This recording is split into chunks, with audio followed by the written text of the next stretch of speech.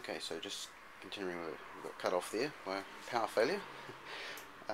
This attack failed, and we had one command point left, which was used to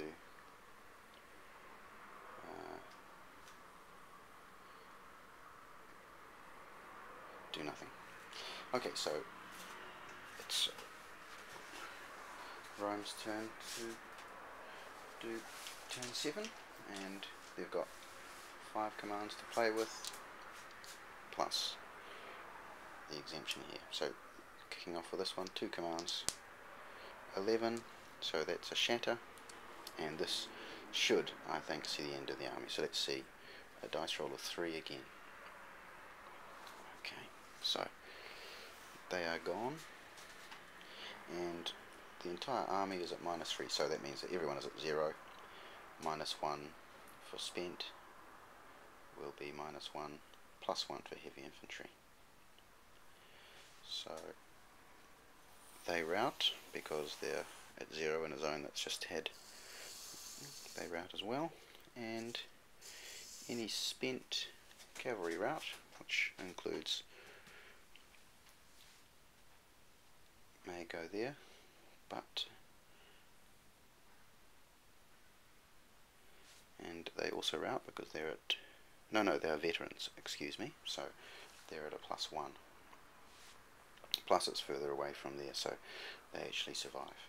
Okay, but I think that's pretty much it for Carthage now. So we'll just, Carthage will evacuate, they'll just give these guys one shot, so they turn around and attack. So rolling for commands remaining, so they get to attack with 2 command bonuses at a -1, so that's a miss, that's a miss, and that's a miss. So the game ends on turn 8 with a comprehensive Roman victory on the field, and no doubt that will be even more comprehensive when we look at the points, which I'll just add up now. So yes, thanks very much for watching, and I'll be back in a moment.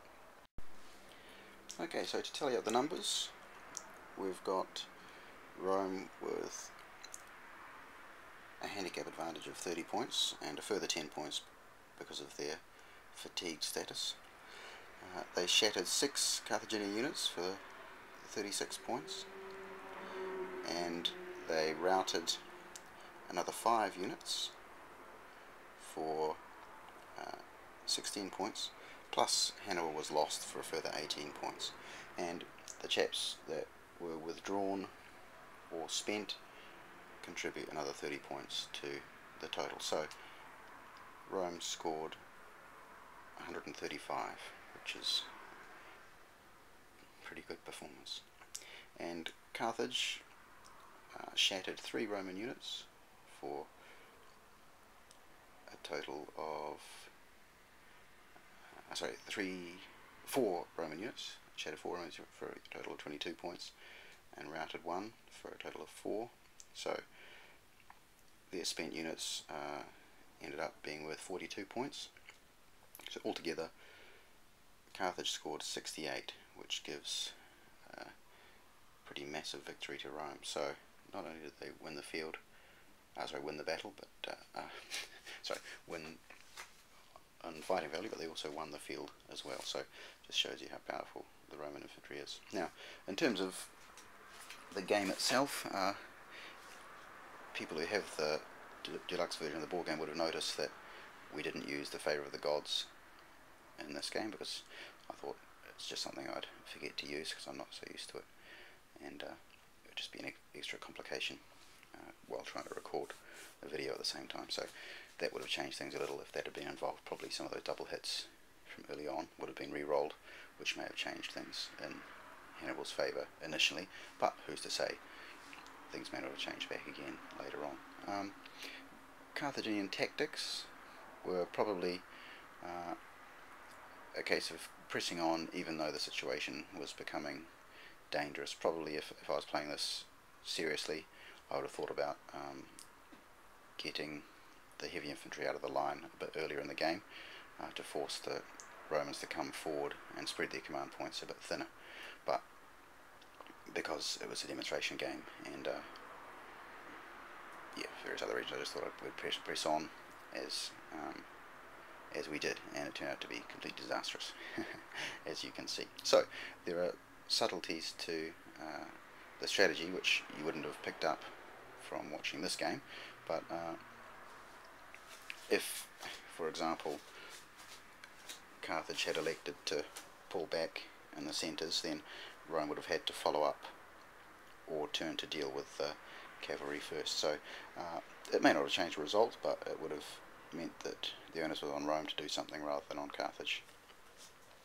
And don't forget also that Hannibal himself saved, I think it was 3 or 4 shatters with rally rolls, so